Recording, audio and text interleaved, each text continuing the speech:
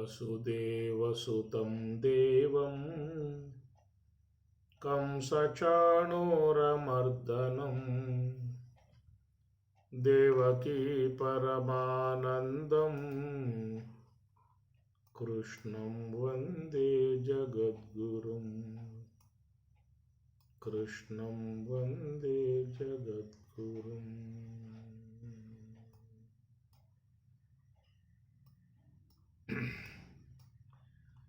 వామన గోవింద వాసుదేవ ప్రద్యుమ్న రామ రామ కృష్ణ నారాయణాచ్యుత. వామన గోవింద వాసుదేవ ప్రద్యుమ్న రామ రామ కృష్ణ నారాయణాచ్యుత.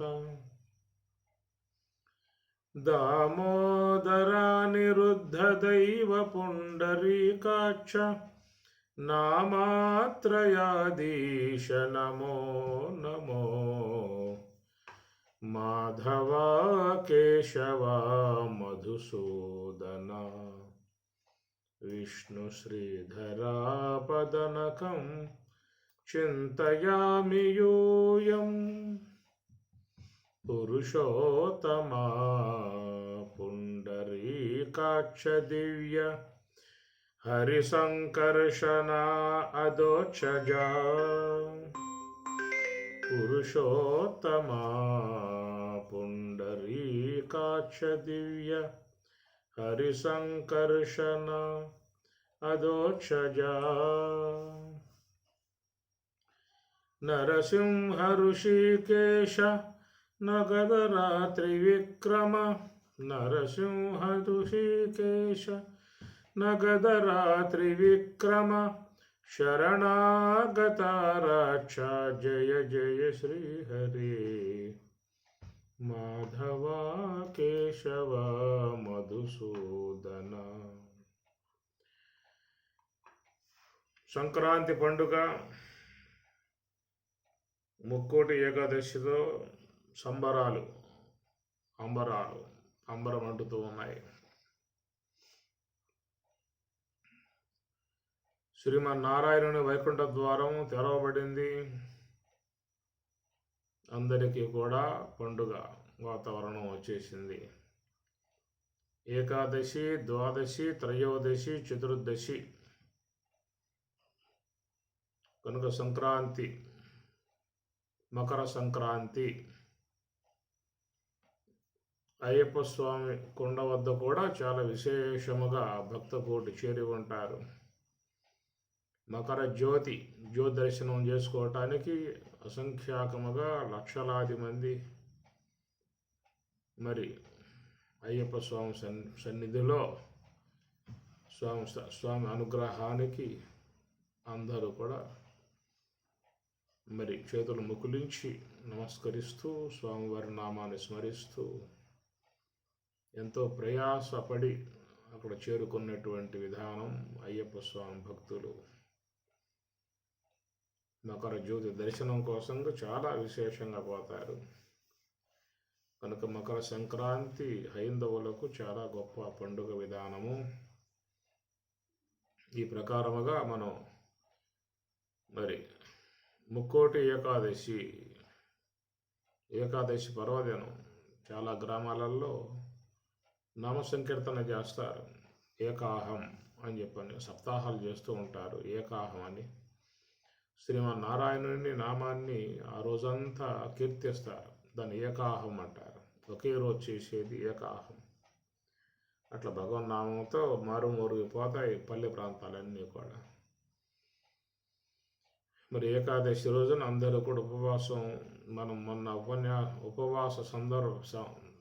ఉపవాసం యొక్క సంబంధమై ఉన్నటువంటి అంశాన్ని విపులముగా చెప్పుకోవటం జరిగింది.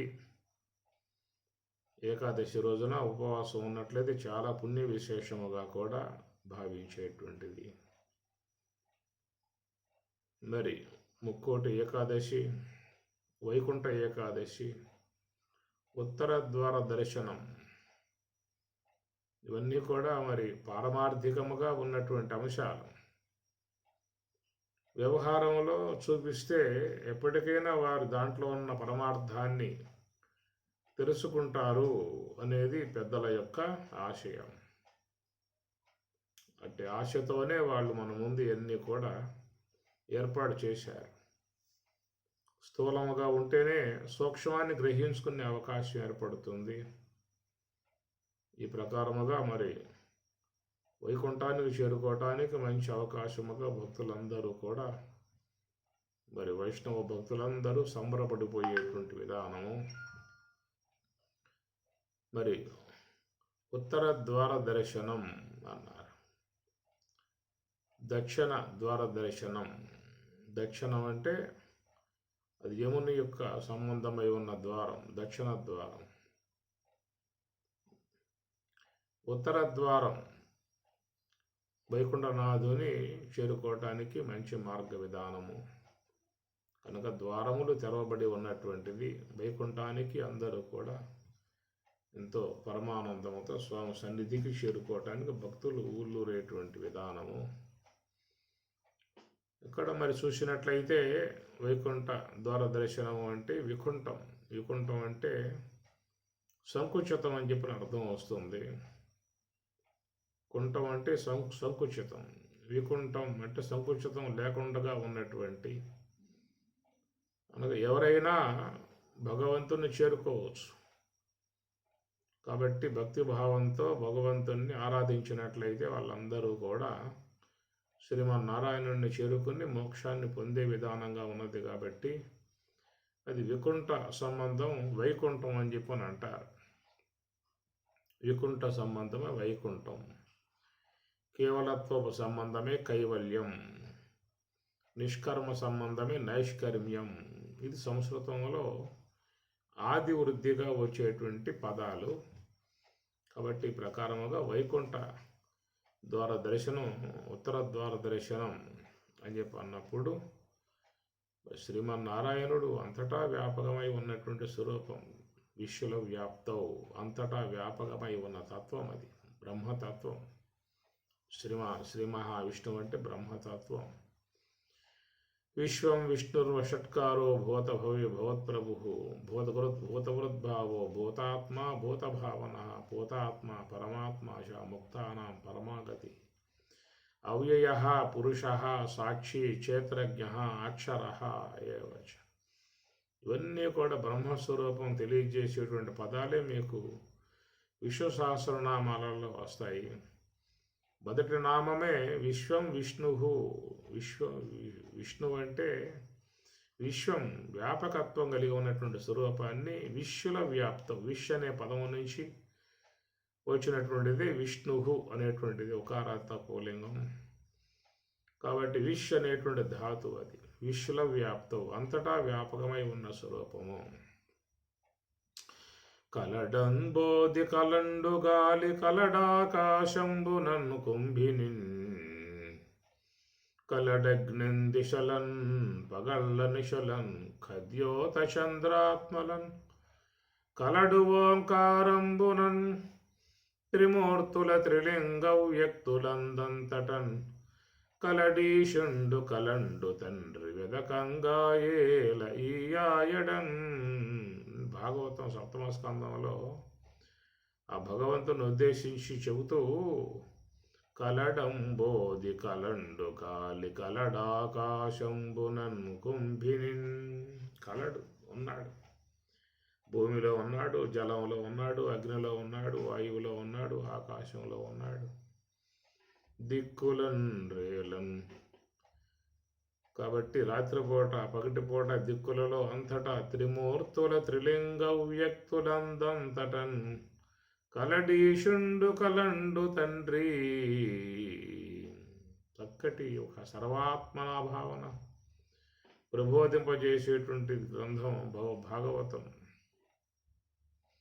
ఇందుగలడు అందులేడని సందేహము వలదు చక్రి సర్వోపగతుండు ఎందెందు వెతకి చూచిన అందందే కలడు దానవాగ్రని వింటే ఇందు కలడు అందులేడని సందేహము లేదు. ఇది భగవంతుని యొక్క వ్యాపకత్వం, సర్వవ్యాపకత్వం, అంతటా ఉన్నటువంటి స్వరూపతత్వం అది. ఈ ప్రకారముగా మనకి అన్ని గ్రంథాలు శ్రీ మహావిష్ణువు యొక్క స్వరూపతత్వాన్ని సర్వవ్యాపకత్వముగానే మనకు బోధిస్తూ ఉన్నటువంటి విధానం. హరిమయము విశ్వమంతయు, హరి విశ్వమయుండు సంశయము పని లేదా, హరిమయము కాని ద్రవ్యము పరమాణువు లేదు వంశ పావన వింటే. హరిమయము విశ్వమంతయు, అంతటా భగవంతుడు వ్యాపకమై ఉన్నాడు. కనుక వ్యాపకత్వపు తత్వాన్ని మనకి సమస్త శాస్త్రాలు బోధిస్తూ ఉన్నాయి. ఎందుకంటే గతంలో కూడా మనం చెప్పుకున్నాం, ఆకాశం వ్యాపకం, వాయువు వ్యాపకం, కాలం వ్యాపకం, దేశం వ్యాపకం, అన్ని కార్యములుగా ఉన్నటువంటి యొక్క వీటికే వ్యాపకత్వము కలిగి ఉన్నప్పుడు మరి దాని నిర్మాణాత్మ సృష్టికర్త ఉన్నటువంటి భగవంతుడు వ్యాపకత్వం కలిగి లేడా? కాబట్టి అంతటా భగవంతుడు ఉన్నాడు.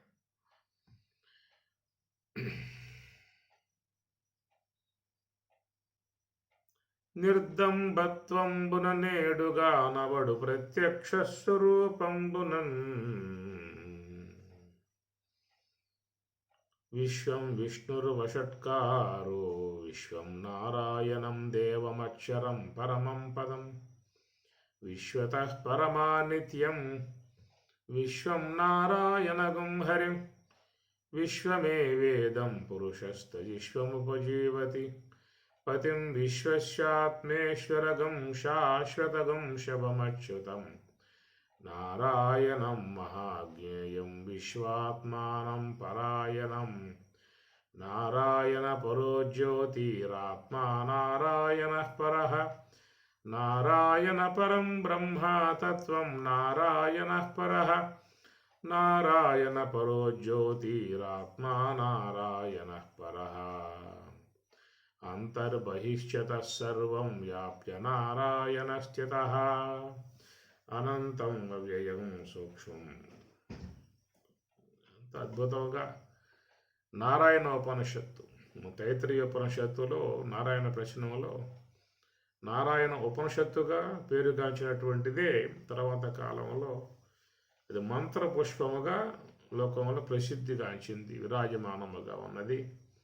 ఈ మంత్ర పుష్పం అనబడేటువంటిది తైత్రీయోపనిషత్తులో నారాయణోపనిషత్తుగా అది పిలువబడుతుంది. విశ్వం నారాయణం దేవమక్షరం పరమం పదం విశ్వతః పరమానిత్యం. ఓం తద్బ్రహ్మ ఓం తద్వాయు ఓం తదాత్మా ఓం తత్సత్యం ఓం తత్సర్వం ఓం తత్పరోర్నమః. అంతశ్చరతి భూతేషు గుహాయాం విశ్వమూర్తిషు అంతర్బహిష్యతః సర్వం వ్యాప్య నారాయణ. అంతః బహి బయట అంతటా వ్యాపకమై ఉన్నటువంటి స్వరూపముగా ఉపనిషత్తులు, భగవద్గీత అన్ని ముక్త కంఠముతో బోధిస్తూ ఉన్నాయి. కాబట్టి ఎక్కడో వైకుంఠం ఉన్నది, ఆ వైకుంఠంలో శ్రీమన్నారాయణుడు శయనించి ఉన్నాడు, శేషశాయేందు శయనించి ఉన్నాడు అనేటువంటి భక్తి భావన మంచిది, ఒక ఆరాధనా భావన మంచిది. భక్తులు తమ మనస్సులో ఒక రూపాన్ని ప్రతిష్ఠ చేసుకుని ఉపాసించుకుంటారు. ఆ విధంగా ఉన్నప్పుడు మనస్సును ఒకంత నిలకడ చేసుకోవడానికి అవకాశం ఏర్పడుతుంది. ఆ విధముగా ఒక ఉపాసనా సంబంధమై ఉన్నటువంటి భావంలో ఒక మాధుర్యం ఉంటుంది, పులకెంత ఉంటుంది, పారవశ్యం ఉంటుంది, ఒక భక్తి భావం ఉంటుంది, మనస్సు చొచ్చుకుపోయే అవకాశం ఉంటుంది. కనుక భక్తి అనేటువంటిది ఉపాసనకు చేరి ఉన్నటువంటి యొక్క అంశం. అది ఉపాసనా సంబంధమైన అంశమంతా కూడా భక్తే. కనుక భక్తిలో ఏముంటుంది అంటే మనస్సు బాగా చొచ్చుకుపోతుంది, పారవశ్యానికి గురవుతుంది, భగవద్భావానికి గురవుతుంది. ఇట్లాగా మనిషిలో ఒక మనస్సులో చక్కటి ఒక మార్పు తెచ్చే విధానం భక్తికి ఉంటుంది. భక్తి కూడా చాలా గొప్పది. ఈ సాకార భక్తి, నిరాకార భక్తి రెండూ చెప్పుకొస్తారు మహాత్ములు. మోక్ష కారణ సామగ్ర్యా భక్తి ఏవ గరీయసి స్వస్వరూపానుసంధానం భక్తిరిత్యభిధీయతే అని శంకరాచార్య వారు ఈ భక్తి అనేటువంటి భావానికి ఒక అర్థాన్ని కల్పన చేశారు. కనుక మోక్ష కారణ సామగ్రిగా మోక్షం పొందాలంటే ఒక పరికరం ఉండాలి. ఏమిటా పరికరం అంటే భక్తి ఏవ గరీయసి, భక్తి అనేటువంటిది ఉండాలన్నాడు. కనుక భక్తి ఎలాంటి విధానం అని చెప్పినట్టు స్వస్వరూప అనుసంధానం, భక్తి స్వస్వరూపాన్ని అనుసంధానం చేయటమే భక్తి అనేటువంటి మాట అద్వైతాచారులే ఉన్నటువంటి శంకరులు చెప్పినటువంటిది. ఎందుకంటే వారు ఉన్నటువంటి స్థితి, వారు చెప్పేటువంటి బోధ, వారు నడిచేటువంటి మార్గం అద్వైత మార్గం కాబట్టి అద్వైత సిద్ధాంతానుగుణ్యముగా ఆయన గారు అదే మాట చెప్పాల్సి వస్తుంది. స్వస్వరూపానుసంధానం భక్తిరిత్యభిధీయతే. తన మనస్సుని హంస యొక్క ఆశ్రయం ద్వారా నివృత్తి మార్గంలో ప్రయాణం చేయించి మరి పంచకోశముల యొక్క లోపల ఉన్నటువంటి గుహాయాం విశ్వమూర్తిషు, గుహాయాం గుహయందు, పంచకోశ గృహయందు, హృదయ గుహయందు ఆయన గారు నివాసమై ఉన్నాడు. సర్వస్య చాహం హృదయ సన్నివిష్ట.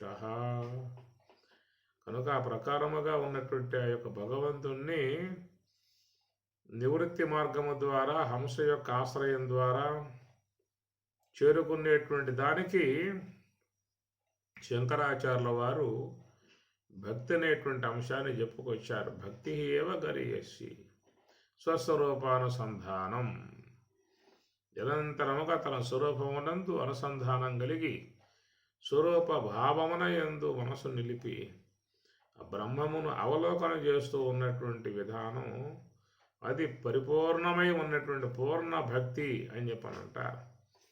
జ్ఞాన సంబంధమై ఉన్నటువంటి భక్తి, స్వరూపమునందు ఉన్నటువంటి భక్తి. శ్రీకర బ్రహ్మాకారుని ప్రాకటముగమదిని చేర్చి ప్రణవాకృతితో సోకి నటించెడి జ్ఞప్తిని పాకముగని దాటువాడు భక్తుడు వేమ. వేమన కూడా భక్తుని యొక్క లక్షణాన్ని గురించి చెప్పుకొస్తూ ఆయన కూడా యోగపరముగా ఉన్నటువంటి అంశాన్ని బోధించాడు. శంకరులు జ్ఞానపరమై ఉన్న అంశాన్ని బోధించాడు. స్వస్వరూప అనుసంధానం అది యోగ సమాధి. ఏషా బ్రాహ్మీ స్థితి పార్థ. పలుమార్లు బ్రహ్మావలోకం చెంది ఉన్నటువంటి వాడు మాత్రమే స్వస్వరూప అనుసంధానం, స్వస్వరూపాన్ని నిరంతరముగా దాన్ని లయిస్తూ ఆనందిస్తూ ఉండేటువంటి ఒకానొక స్థితి ఉన్నది. మహాత్ములు బ్రహ్మవేత్తలకి పరిపూర్ణమైనటువంటి యొక్క భావన పొందినటువంటి వారికి ఉండేటువంటి స్థితి అది ఎంతో సాధన బలముతో వచ్చేటువంటి స్థితి, మాటల ద్వారా వచ్చేటువంటిది కాదు. ఎంతో సాధన చేయాలి, యమ నియమాదులు పాటించాలి. యమ నియమ ఆసన ప్రాణాయామ ప్రత్యాహార ధారణ ధ్యాన సమాధులను అనేటువంటి ప్రక్రియను మనకు మంచిగా అందించారు. దాని ద్వారా పరిశుద్ధులై నివృత్తి మార్గంలో ప్రయాణం చేసి యోగ సమాధిని ఎవరైతే పొంది ఉంటారో అది స్వస్వరూపానుసంధానం భక్తి అభిధీయతే.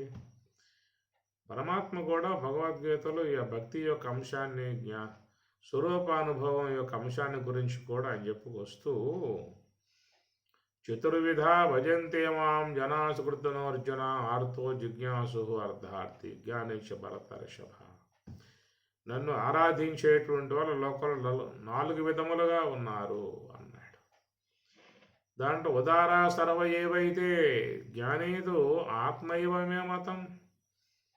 ఇట్లా ఆర్తులు అర్ధార్థులు జిజ్ఞాసి అని చెప్పనంటూ జ్ఞాని అనేటువంటి విషయం చెప్పుకొస్తూ ఆయన ఉదార సర్వ ఏవైతే ఈ ఆర్తులు అర్ధార్థులు జిజ్ఞాసుగా ఉన్నటువంటి వారు ఉదార చాలా మంచివారు, భగవద్భావన కలిగి ఉన్నటువంటి వారు, నిరంతరముగా భగవదారాధన యందు తన మనసు లగ్నం చేసి ఉన్నటువంటి వారు ఉదార అంటే మంచివారు వాళ్ళు. జ్ఞానీతు జ్ఞాని అయితే ఆత్మయేవా నేనే అన్నాడు. కాబట్టి జ్ఞాని స్వరూపానుభవాన్ని పొందాడు, పరిపూర్ణ స్థాయిని పొందాడు. జ్ఞానికి నేను పరోక్షుడగాను, పరోక్షుండుగాడతడు నాకు సుజ్ఞానం విధి అజ్ఞనమదికి కానబడదు తన్ను నన్నుగానమిననగా.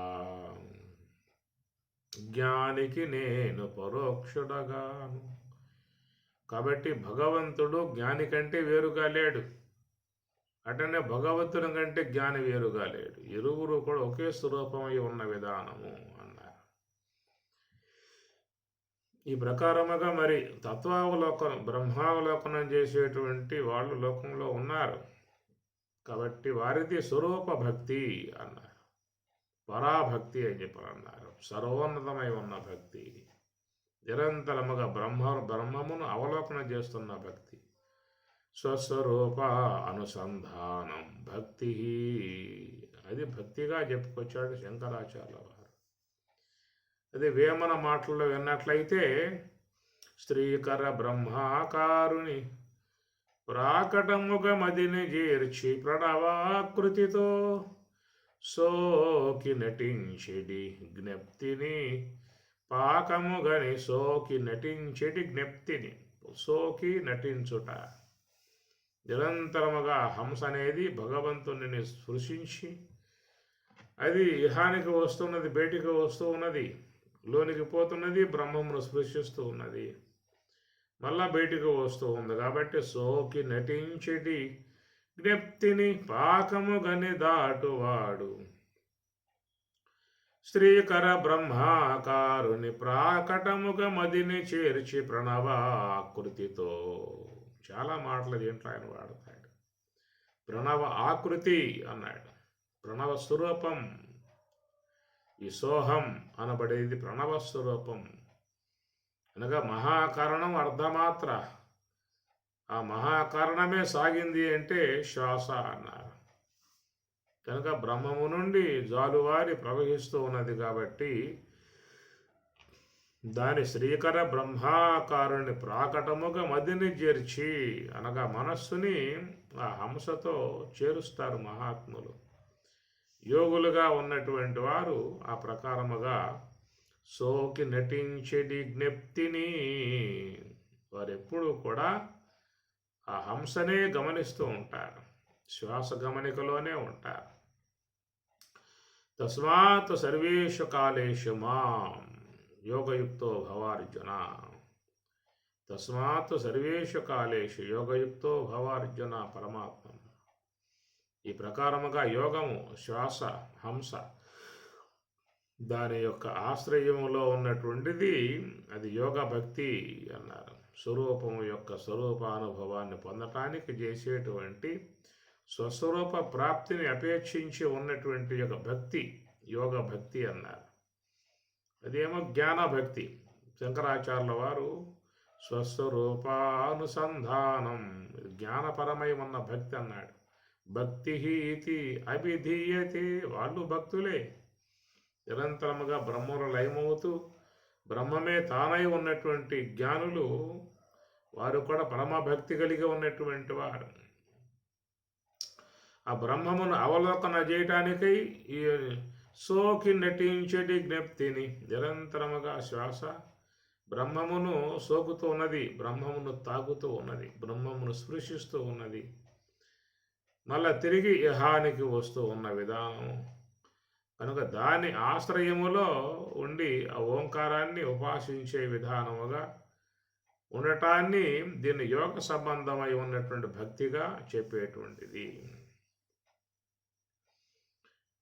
ఇంకా కొంచెం మనం మరి వస్తే నామభక్తి, భగవంతుని యొక్క నామాన్ని, ఒక నామాన్ని ఉచ్చారణ చేస్తూ జపరూపముగా ఉన్నటువంటి దానిని మరి జప సంబంధమై ఉన్నటువంటి భక్తి, అది నామభక్తి అన్నారు. యజ్ఞానాం జపయజ్ఞోస్మి. యజ్ఞానాం యజ్ఞములలో జపయజ్ఞ, జపయజ్ఞము అహం అస్మి, నేనై ఉన్నాను అన్నాడు. అందువల్ల ఇది కొంచెం సులువు అన్నమాట. అనగా కేవలం శ్వాస గమనికలో ఉండటం అనేది కూడా కష్టసాధ్యమై ఉన్న విధానం.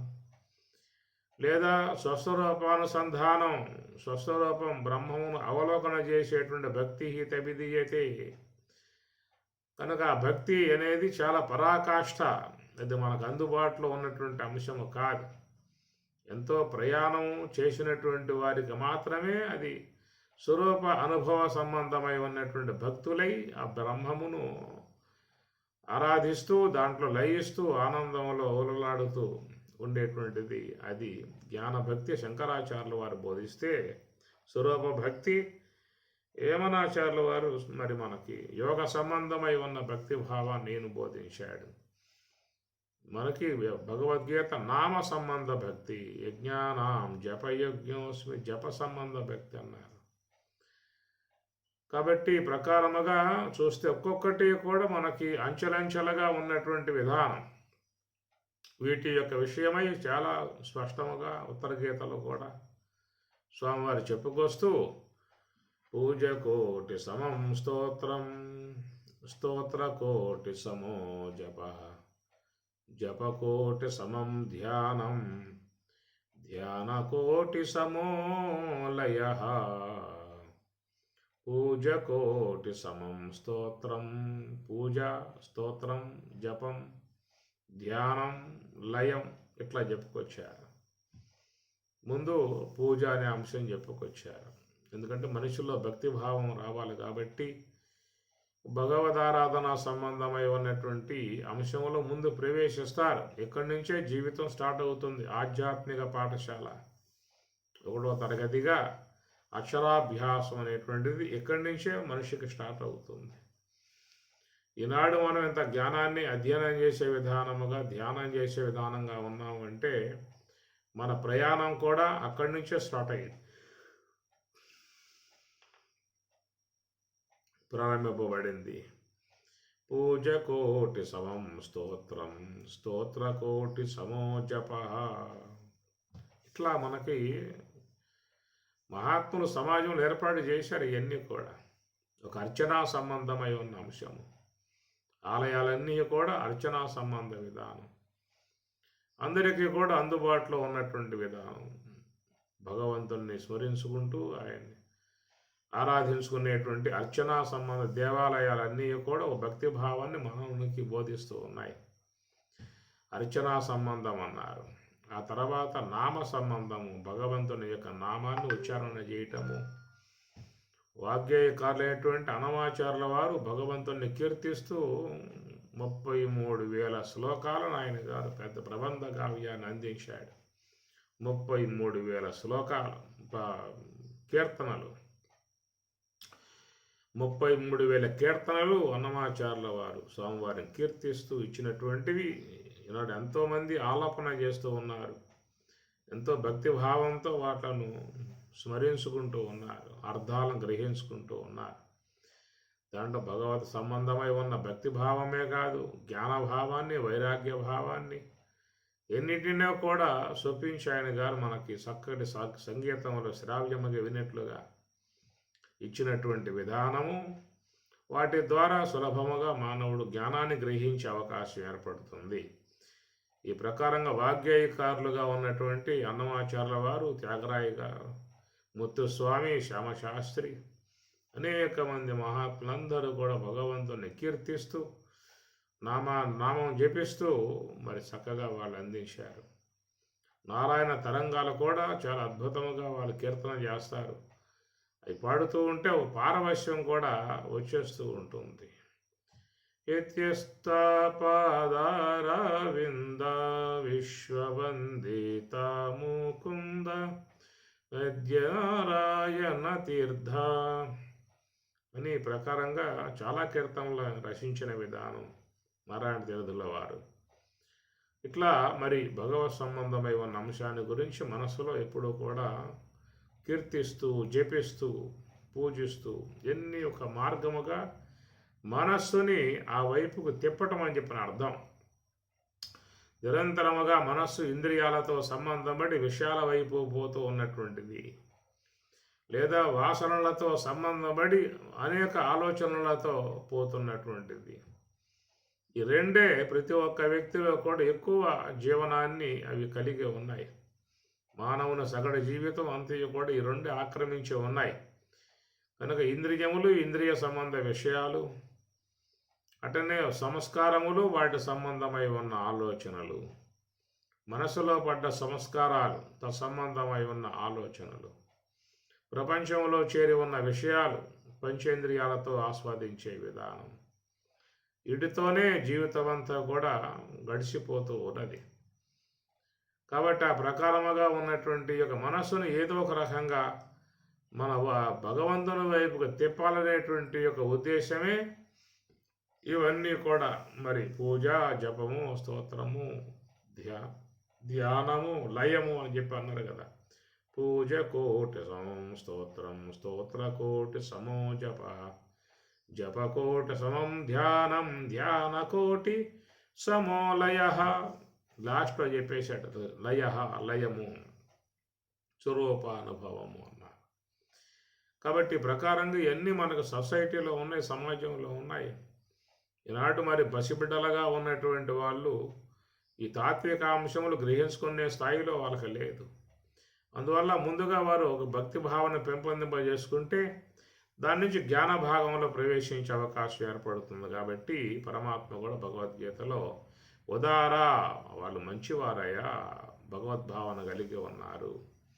ఏదో ఒక పూట వారు కూడా మీలాగానే యోగ తత్వాన్ని అధ్యయనం చేస్తారు, యోగ మార్గంలో ప్రయాణం చేస్తారు, స్వరూపానుభవాన్ని పొందడానికి ప్రయత్నం చేస్తారు.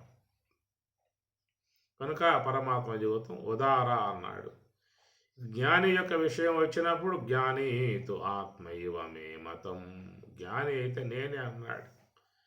ఎందువల్ల అంటే స్వరూపానుసంధానం భక్తిరీత్యభిధేదే, స్వరూపానుసంధానంగా ఉన్నారు కాబట్టి అది జ్ఞానీతు ఆత్మయేవా.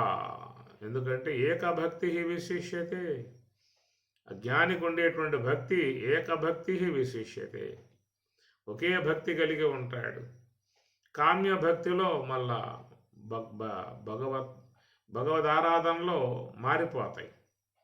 కానీ జ్ఞాన విధానంలో ఏకభక్తి విశిష్యతే, ఇట్లా ఉంటాయి. కాబట్టి మరి ఇక్కడ శంకరాచార్యుల స్వరూప భక్తి అన్నాడు, వేమనాచార్యుల వారు యోగ భక్తి అని చెప్పి అన్నారు. అదే భాగవతాదులు మరి నామభక్తి, భాగ్యకారులందరూ కూడా నామభక్తి, తుకారాం, మీరాబాయి, సక్కుబాయి వీళ్ళందరూ కూడా నామభక్తిని ఆశ్రయించి మెల్లగా వాళ్ళు నివృత్తి మార్గంలో ప్రయాణం చేశారు. నామభక్తి, జపభక్తి ఇవన్నీ కూడా భక్తిలో చేరి ఉన్నటువంటి అంశములు అని చెప్పని ఈ ప్రకారంగా మరి భగవంతుని ఒక సాకారమూర్తిగా ఆరాధించేది ప్రథమ స్థాయిలో ఉంటుంది. ఆ తర్వాత తాత్వికమును అధ్యయనం చేసి మరి వేమన చెప్పినట్లుగా రెండో సోహము యొక్క భక్తి, శ్వాస యొక్క భక్తి, సోకి నటించేటి పాకముగని దాటువాడు భక్తుడువే, వాడు భక్తిగా పట్టుకున్నాడు. అనగా తత్వం అనేటువంటి భగవత్ పాదాలను పట్టుకున్నాడు. కనుక పాదములు తత్వం పదములే భగవంతుని పాదములు. ఆ తత్వం అనేటువంటి అవి ఇక్కడ సోహం అనేటువంటి వాటిల్లో చేరి ఉన్నటువంటివి. ఆ ప్రకారముగా మరి చూస్తే హంస యొక్క ఆశ్రయములో ఉన్న యోగ భక్తిలో ప్రవేశింపగలమా, లేక బ్రహ్మమును అవలోకన చేయగలిగేటువంటి యొక్క స్వస్వరూప జ్ఞాన భక్తిని ప్రవేశింపగలమా? ఇది లేకపోతే కనీసం మనం మరి జపభక్తిలోనన్నా ప్రవేశించాలి.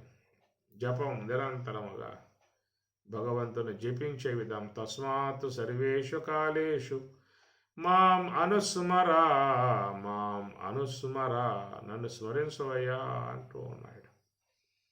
ఏదో రూపకంగా మనస్సు అనే దాన్ని ఈ ప్రపంచ విషయాల నుంచి మరి దూరం చేయడానికి ప్రయత్నంలో భాగాలే ఇవన్నీ కూడా.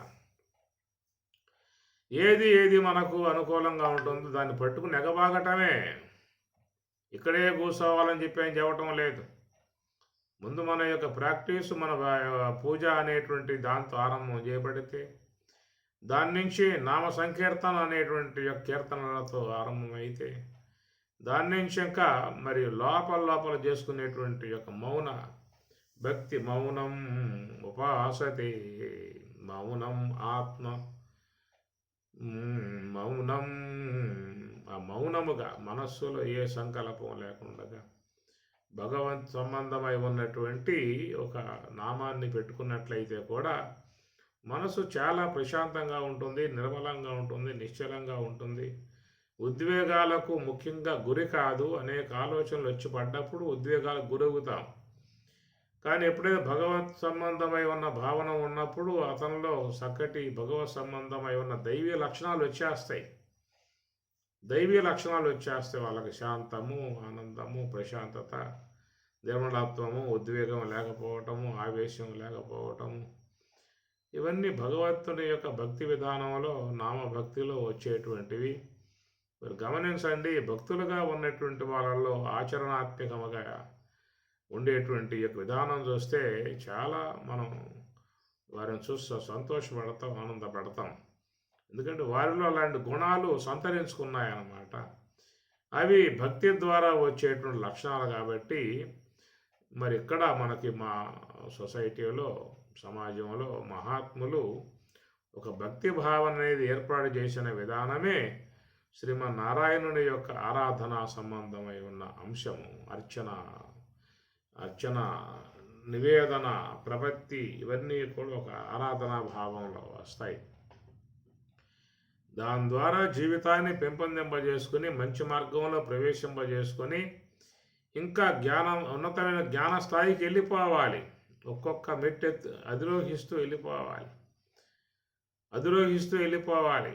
కాబట్టి ఆ ప్రకారముగా మరి పూజా భక్తితో ఆరంభం చేయబడ్డటువంటి యొక్క మన జీవితం, ఆ తర్వాత మరి నామభక్తితో ఉన్నటువంటిది, ఆ తర్వాత జపభక్తిలోకి ప్రవేశించి, ఆ జపభక్తి నుంచి ధ్యాన భక్తిలోకి ప్రవేశించి, ఈ ధ్యాన భక్తి ద్వారా జ్ఞాన భక్తిలోకి వెళ్ళిపోవాలన్నారు.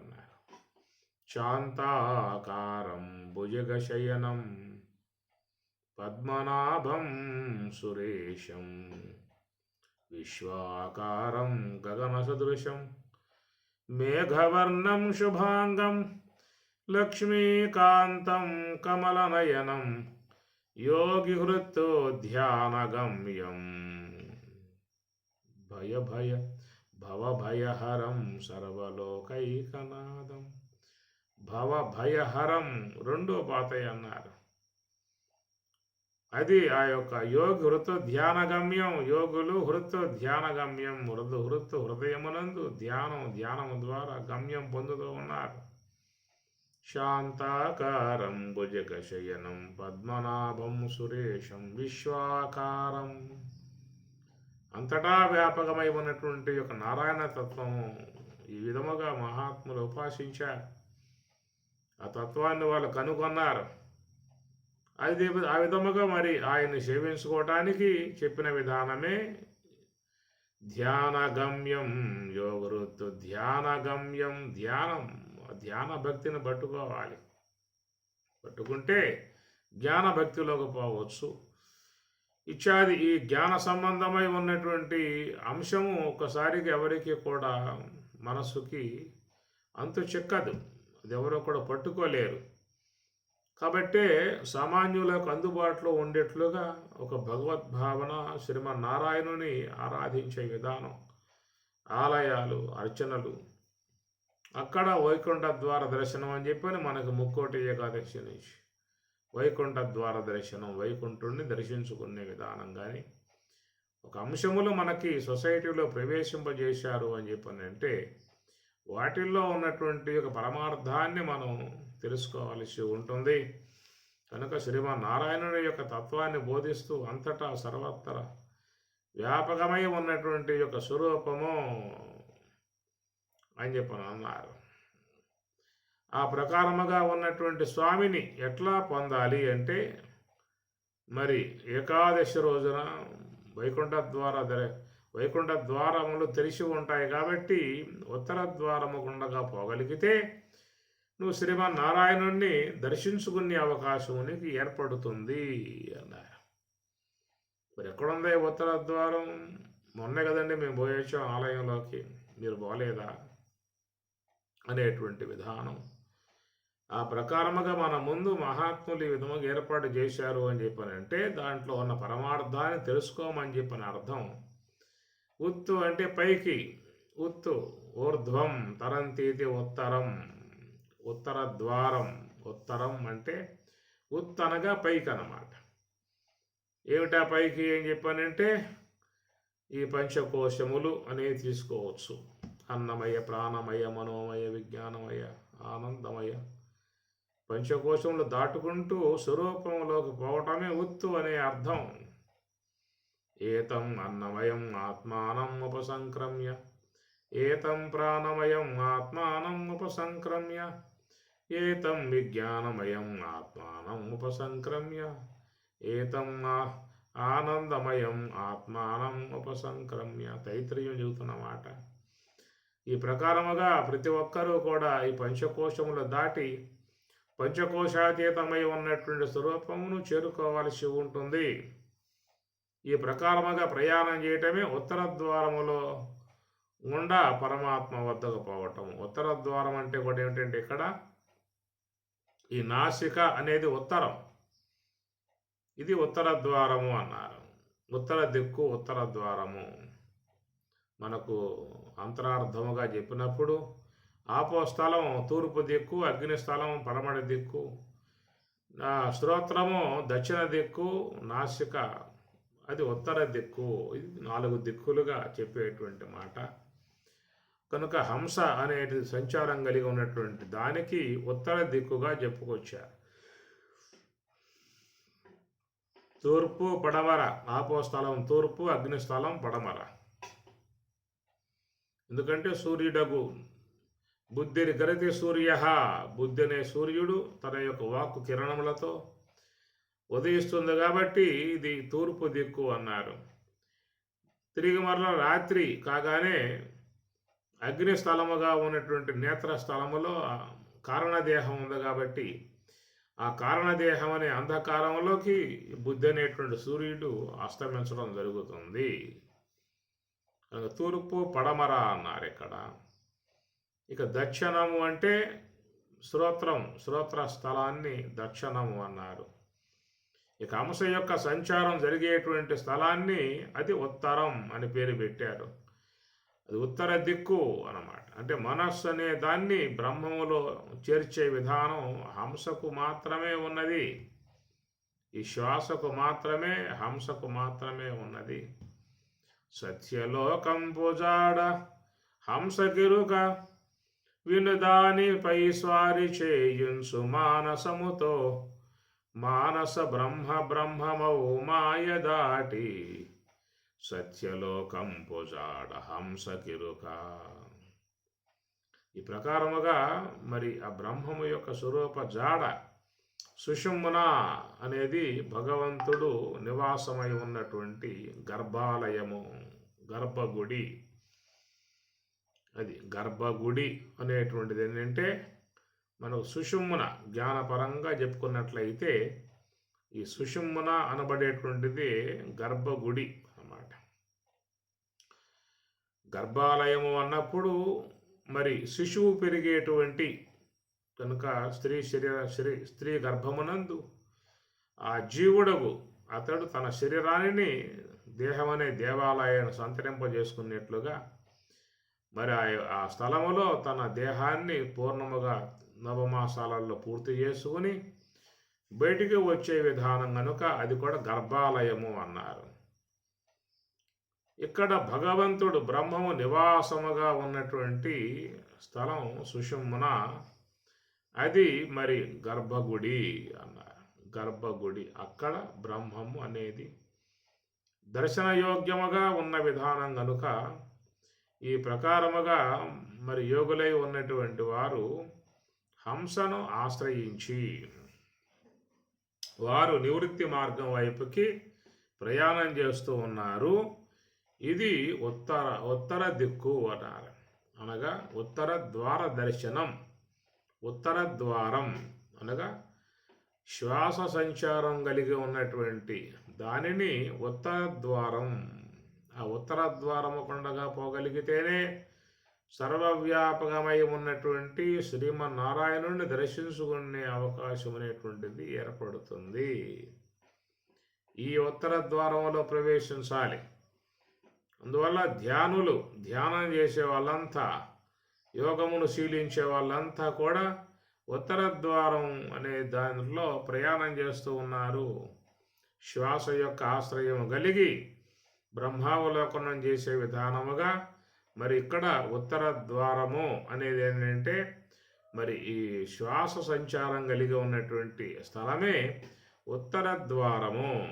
ఎందుకంటే మనస్సు అనేది సంకల్పాల నుండి వేరు చేయబడి నిశ్చలముగా చేయబడి నిశ్చల మనస్సుని బ్రహ్మములో చేర్చటానికి అనుకూలముగా ఉన్నటువంటి స్థలం ఒక గ్రాణం మాత్రమే, హంస యొక్క ఆశ్రయం మాత్రమే. ఈ మనస్సు దేనిని ఆశ్రయించినా దాని ద్వారా అది బహిర్గతమైపోవటమే తప్ప ఉత్తర ద్వార దర్శనం, ఉత్తర ద్వారములో ఉన్న భగవంతుని దర్శించుకోవడానికి అవకాశాలు ఉండవు.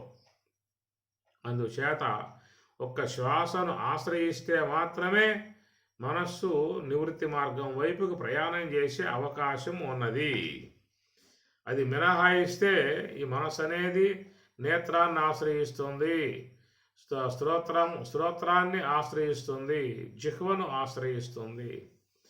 ఈ ప్రకారంగా వీటిని ఆశ్రయించినప్పుడు వాటి ద్వారా బహిర్గతముగా పోయి విషయములలో ప్రవేశించడమే తప్ప బ్రహ్మమును అవలోకన చేసే అవకాశం అనేటువంటిది ఉండదు. గమనించాల్సిన అంశము. కాబట్టి ఈ ప్రకారం ఎవరైతే మన స్వామివారు చెప్పినటువంటి స్వరాజ్య లోక గురు బోధించినటువంటి ఈ యొక్క బ్రహ్మోపదేశం ఉన్నదో అట్టి ఆ బ్రహ్మోపదేశమును జ్ఞాపకం చేసుకుని చక్కగా శుచిర్భూతులై మరి తూర్పు దిక్కుగా కూర్చొని రెండు కన్నులు ముగిలించి మరి గురు బ్రహ్మ గురు విష్ణువు లాంటి శ్లోకాలను పఠనం చేసి ఆ తర్వాత మరి నిరంతరం గమనం కలిగి ఉన్నటువంటి హంస సంచారాన్ని దర్శిస్తూ ఉన్నటువంటి యొక్క మార్గంలో ప్రవేశించటమే ఉత్తర ద్వారములో ప్రవేశించటము. ఎంతసేపు అయితే మన మనస్సు శ్వాస యొక్క ఆశ్రయములో ఉంటుందో అంతసేపు మనం ఉత్తర ద్వార ప్రవేశం చేస్తున్నటువంటి వాళ్ళమే. ఈ ప్రకారంగా మహాత్ములుగా ఉన్నటువంటి వారు దీని ద్వారా లోనికి ప్రవేశించి అనాత్మను అధిగమించి సమస్త అనాత్మను దాటుకొని మరి వాటి అవతల ఉన్నటువంటి ఆ బ్రహ్మము యొక్క స్వరూపతత్వానుభవాన్ని పొందటం అవుతుంది. కాబట్టి అట్లాంటి వారు మోక్షమును పొందటము అవుతుంది. ఎందుకంటే జన్మకారకమై ఉన్నటువంటివి కర్మవాసనలు, అజ్ఞానం. కనుక స్వరూప అనుభవమును పొందనంత వరకు మనకి కర్మవాసనలు అంతరించేది లేదు, అజ్ఞానము కూడా అంతరించేది లేదు. పోయే అవకాశాలు ఒక స్వరూపానుభవమును పొందిన వాళ్ళకు మాత్రమే మూలా విద్య అనేది అంతరిస్తుంది. జ్ఞానాగ్ని సర్వకర్మాణం భస్మసాత్తు పరమాత్మ అన్నాడు. జ్ఞానాగ్ని ద్వారా సమస్త కర్మలు కాల్చివేయబడ్డాయి. కాబట్టి ఇక వాళ్ళు మోక్షం ద్వారములో ప్రవేశించిన వారే మోక్ష స్వరూపులై బ్రహ్మమే తానై ఉన్న విధానము, జీవన్ముక్తత్వము. ఇది చాలా గమనించుకోవాల్సినటువంటి అంశము.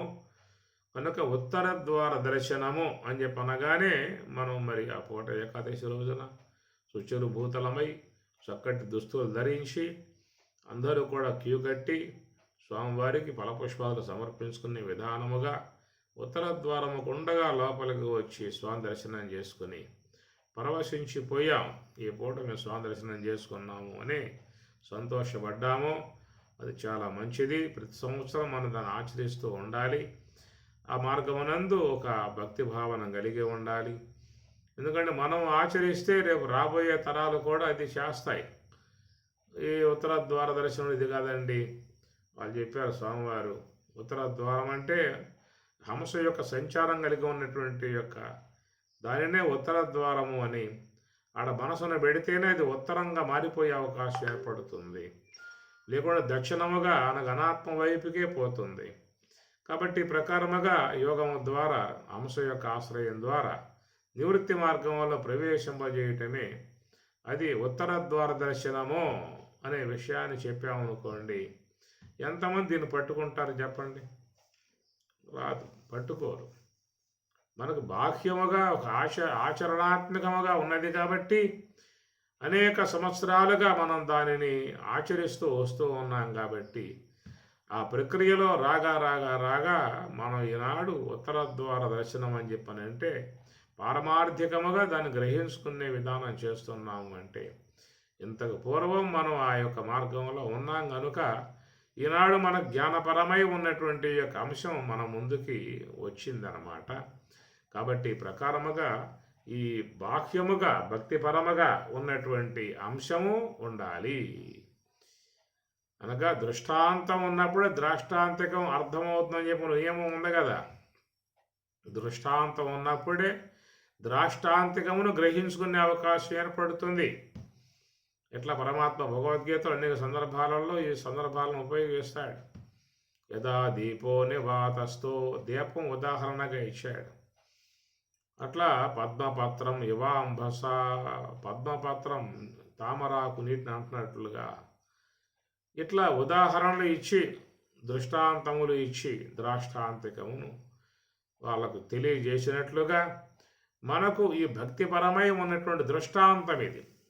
ఏకాదశి, ముక్కోటి ఏకాదశి రోజున వైకుంఠ ద్వారములు తెరవబడి ఉంటాయి కాబట్టి అప్పుడు ఉత్తర దర్శనం ద్వారా శ్రీమన్నారాయణ దర్శించుకోవాలని చెప్పనేటువంటిది క్రియారూపకముగా భక్తి భావనగా ఉన్నటువంటి అంశాన్ని మనం పరిశీలించినట్లయితే నిశ్చలముగా మనస్సుని హంస యొక్క ఆశ్రయములో పెట్టి ఆ నివృత్తి మార్గంలో ప్రయాణం చేసే విధానమే ఉత్తర ద్వార ప్రయాణము గమనించాల్సిన అంశము. ఈ ప్రయాణం చేయగలిగితే అప్పుడు జీవునికి జీవత్వం నశింపబడి మరి బ్రహ్మత్వము సిద్ధించి శ్రీమన్నారాయణంలో జీవుడు కలిసిపోతాడు. జీవ బ్రహ్మైక్యము అని చెప్పనన్నారు. కాబట్టి ఆ ప్రకారముగా ఎప్పటికైనా ఈ జీవుడు బ్రహ్మములో చేరిపోవాల్సి ఉంటుంది.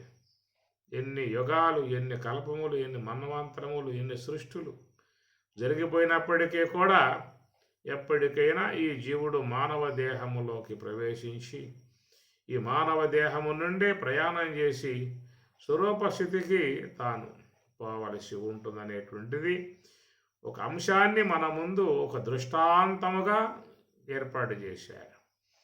ఈ దృష్టాంతమును మనం గ్రహించి ద్రాష్టాంతికము వైపుకి ప్రయాణం చేయాలనేటువంటిది దానికి తగిన విధానంగా కూడా వాళ్ళు ఆ పదజాలం కూడా అక్కడే అట్లాగే పెట్టుకొచ్చారు. ఉత్తర ద్వార దర్శనము, శ్రీమన్నారాయణుని దర్శనము, వైకుంఠనాథుని దర్శనము అని ఇట్లా ఉత్తర పదాన్ని వాడుతూ ఆ ఉత్తరాయణం అనగా అంశ యొక్క ఆశ్రయంలో ఉండి నివృత్తి మార్గంలో ప్రవేశించినట్లయితే విశ్వం విష్ణు అంతటా వ్యాపకమై ఉన్నటువంటి శ్రీమన్నారాయణుణ్ణి దర్శించుకొని మరి మోక్షాన్ని పొందే అవకాశం అనేటువంటిది ఏర్పడుతుంది. కాబట్టి ఈ ప్రకారముగా మరి జ్ఞానపరమై ఉన్నటువంటి యొక్క అంశాన్ని మనం గ్రహించుకోవాలని చెప్పన్నట్లయితే బాహ్యపరమై ఉన్నటువంటి యొక్క అంశములు ఎల్లవేళలా అవి ఉండాలి. అందరూ వాటిని ఆదరించాలి. ఆ భావాలని భక్తిభావంతో గ్రహించాలి. ఆ అంశాన్ని మన రాబోయే తరాల వాళ్ళకి అందించాలి. అందించినప్పుడే వాళ్ళు కూడా మరి ముక్కోటి ఏకాదశి అండి, వైకుంఠ ద్వార దర్శనం అవుతుందండి, ఈ పూట శ్రీమన్నారాయణ దర్శించుకుంటే మోక్షం అని చెప్పండి. ఇలాంటివన్నీ కూడా మనసులో భావాలు పడ్డప్పుడే తర్వాత కాలంలో మహాత్ముల యొక్క ఆశ్రయాన్ని పొంది స్వామి ఏమిటి దీని యొక్క అర్థం, దీని పరమార్థం ఏమిటి, దీంట్లో ఉన్న అంతరార్థాలు ఏమిటి, ఇది మనకి ఇచ్చేటువంటి యొక్క సందేశం ఏమిటి అనేటువంటి విషయంగా గ్రహించుకుని తరించడానికి యోగ్యముగా ఉంటుంది.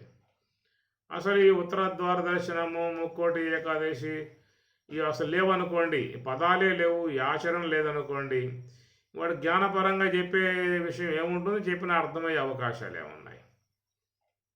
ఇప్పుడు మనం ఇతర దేశాలకు పోయామనుకో, ఆ దేశాలలో ఎక్కడ కూడా వైకుంఠం అనే పదాలు ఏమి లేవు, ఏమి ఇలాంటివి ఏమి లేవు. అక్కడ ముక్కోటి ఏకాదశి అండి ఈ పూట వైకుంఠ దర్శనం చేసుకోవాలి అని చెప్పనంటే ఆ విదేశీయులకు ఇతర దేశస్తులకు ఏం అర్థమవుతుంది? ఎందుకంటే అదే ప్రక్రియ లేదు, దృష్టాంతం లేదు.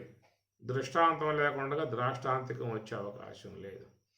దృష్ట అంటే చూస్తాం, చూడాలి. మనం ఏవైతే చూసామో ఆ చూసినటువంటి యొక్క అంశములలో ఉన్నటువంటి యొక్క పరమార్థాన్ని తర్వాత జ్ఞానపరంగా తెలుసుకోవటాన్ని ద్రాష్టాంతికం అని చెప్పని అంటారు. ఇట్లా మన ముందు ఒక దృష్టాంతముగా పెట్టి ఉన్నటువంటి అంశం ఇది. దీని ద్వారా మనం మరి వైకుంఠ ద్వారం అనగా కైవల్య ద్వారం, మోక్ష ద్వారం.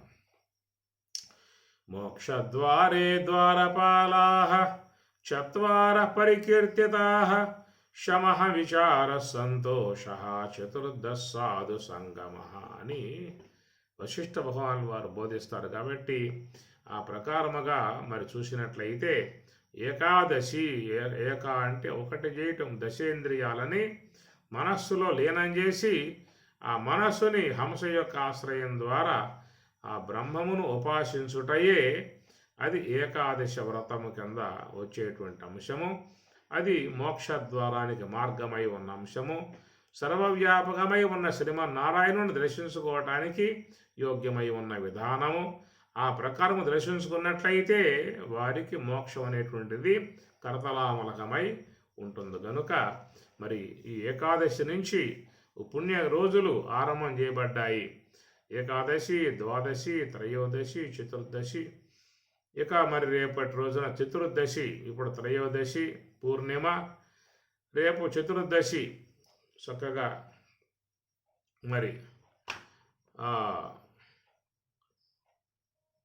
ఏకాదశి, త్రయోదశి, చతుర్దశి, పూర్ణిమ, ఇప్పుడు పూర్ణిమ. మనకి ఈ ప్రకారం రేపు మరి పండుగ వాతావరణం రాబోతూ ఉన్నది. సంక్రాంతి పండుగ అందరూ కూడా ఎంతో భక్తిభావంతో పూజ్య భావంతో ఆచరించుకునే విధానం. అన్ని ప్రాంతాల వాళ్ళు పండగ వాతావరణంలో పండుగ సంబరాలలో మునిగిపోయి ఉన్నారు. కనుక ఏమిటి ఈ పండుగ యొక్క ఆవశ్యకత, ఈ పండుగ యొక్క పరమార్థము, దీని ద్వారా కలిగేటువంటి ప్రయోజనములు అనేటువంటి వాటి గురించి సశాస్త్రీయముగా మహాత్ములు ఏమని చెబుతూ ఉన్నారు అనే విషయం కూడా దాన్ని కూడా చూసే ప్రయత్నం చేద్దాము. ఓం సహనా భవతు సహనౌ భునక్తు సహ వీర్యం కరవావహై తేజస్వినావధీతమస్తు మా విద్విషావహై. ఓం శాంతి శాంతి శాంతి. హరి ఓం తత్సతు. శ్రీ గురుభ్యో నమః. హరి ఓం.